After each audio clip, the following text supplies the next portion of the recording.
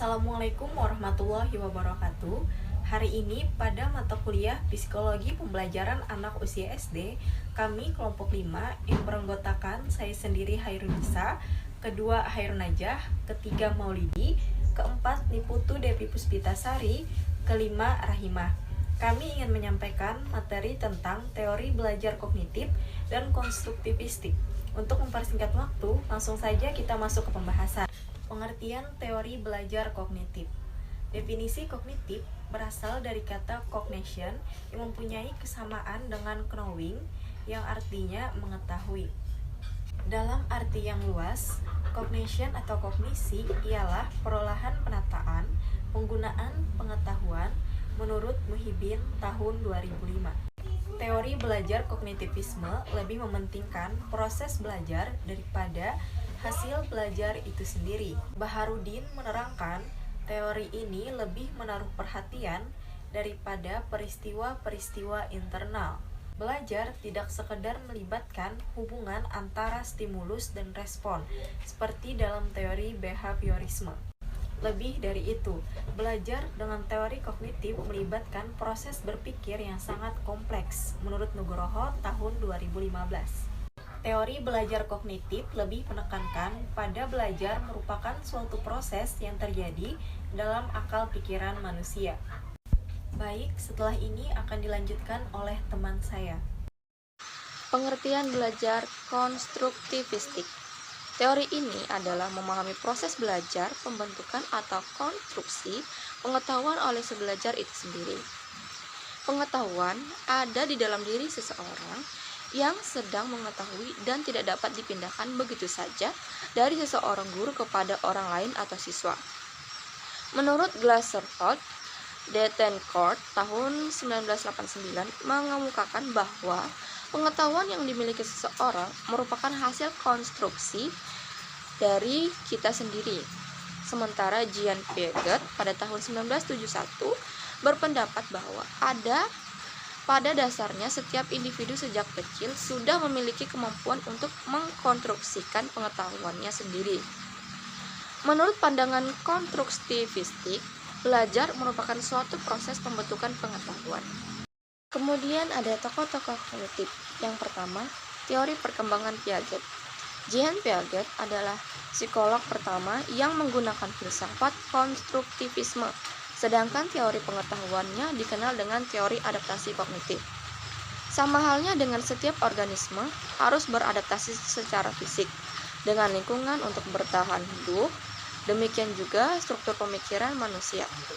Manusia berhadapan dengan tantangan, pengalaman, gejala baru, dan persoalan yang harus ditanggapinya secara kognitif atau mental. Kemudian yang kedua, ada teori Jerome Bruner. Dasar ide Jerome Bruner ialah pendapat dari Piaget yang menyatakan bahwa anak harus berperan secara aktif di dalam belajar di kelas.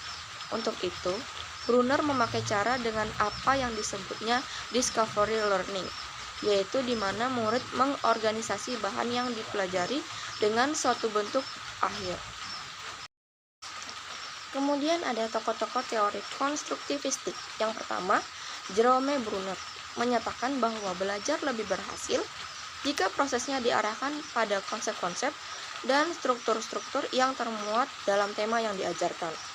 Yang kedua ada John Dewey, berpandangan bahwa sekolah seharusnya mencerminkan kehidupan masyarakat secara lebih besar dan kelas adalah laboratorium untuk memecahkan masalah di kehidupan nyata.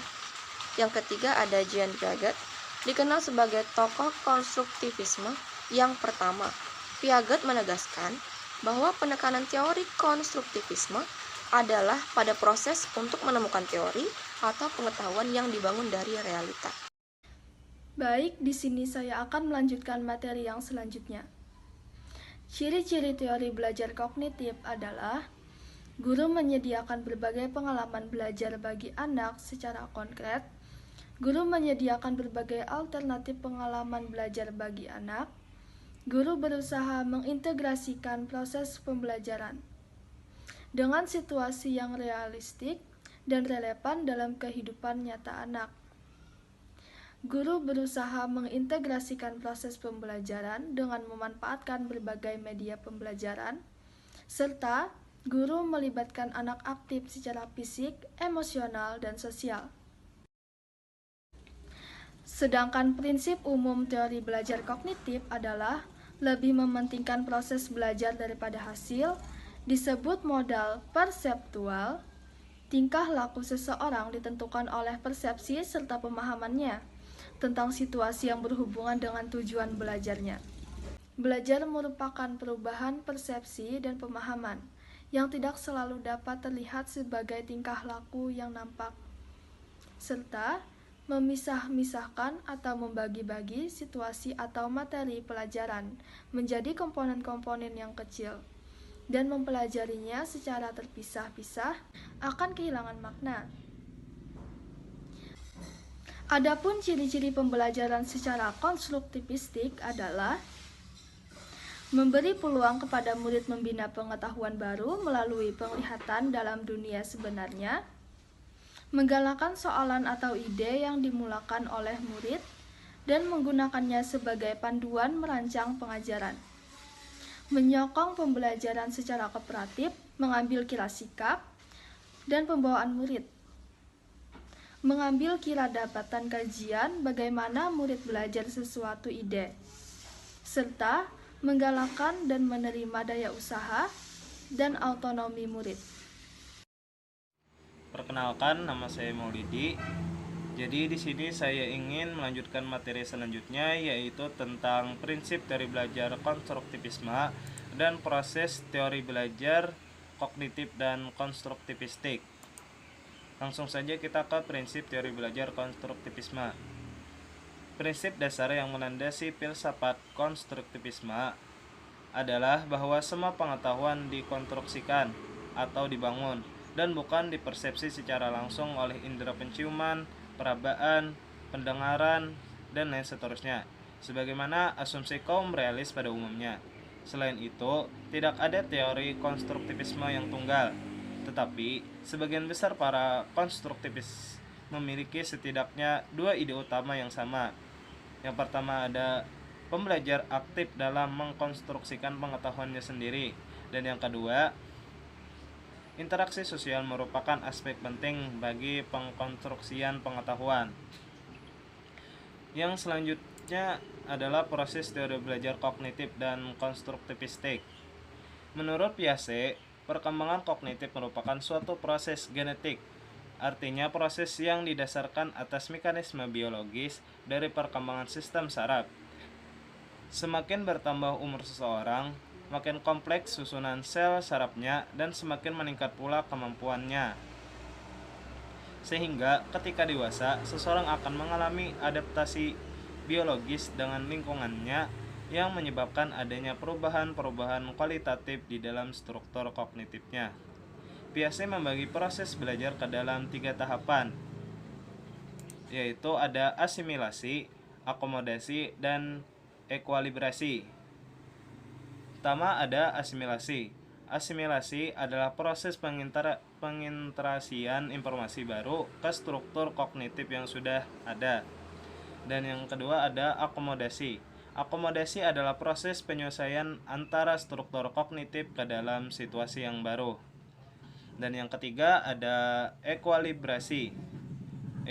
Ekualibrasi merupakan penyesuaian yang berkesinambungan antara asimilasi dan akomodasi. Hal ini sebagai penyeimbang agar siswa dapat terus berkembang dan menambah ilmunya.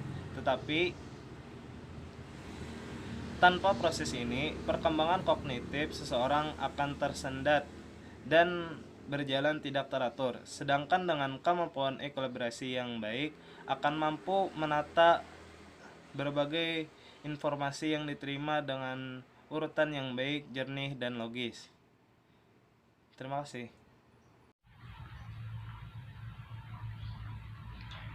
Baik, di sini saya akan melanjutkan pemaparan materi dari pemateri sebelumnya. Konstruktivisme Gagnon and Coley dalam bentang Supardan yang terdiri atas 6 tahapan, yakni yang pertama ada situasi. Gambarkan situasi tertentu yang berhubungan dengan tema atau topik pembahasan. Yang kedua ada pengelompokan, yaitu buat kelompok bisa berdasarkan nomor urut maupun campuran tingkat kecerdasannya. Yang ketiga ada jembatan, atau memberikan suatu masalah sederhana atau permainan atau teka-teki untuk dipecahkan.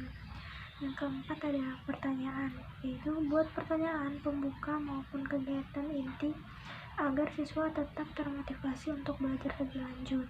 Sedangkan yang kelima yaitu mendemonstrasikan atau memajangkan atau memamerkan atau menyajikan hasil kerja siswa di kelas.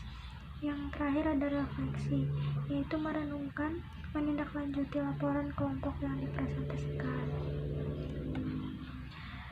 Proses dalam pembelajaran dengan pendekatan konstruktivisme yaitu sebagai berikut. Yang pertama ada proses pertama. Peserta didik didorong agar mengemukakan pengetahuan awalnya tentang konsep yang akan dibahas. Yang kedua, yaitu peserta didik diberi kesempatan untuk menyelidiki dan menemukan konsep melalui pengumpulan, pengorganisasian, dan penginterpretasian data dalam suatu kegiatan yang telah dirancang oleh guru. Yang ketiga, ada tahap ketiga, yaitu peserta didik melakukan penjelasan dan solusi yang didasarkan pada hasil observasi peserta didik ditambah dengan penguatan guru. Tahap keempat, yaitu guru berusaha menciptakan iklim pembelajaran yang memungkinkan peserta didik dapat mengaplikasikan pemahaman konseptualnya, baik melalui kegiatan maupun pemunculan masalah-masalah yang berkaitan dengan isu-isu dalam lingkungan peserta didik tersebut. Kesimpulannya, teori belajar kognitivisme lebih mementingkan proses belajar daripada hasil belajar itu sendiri. Teori belajar kognitif lebih menekankan pada belajar merupakan suatu proses yang terjadi dalam akal pikiran manusia.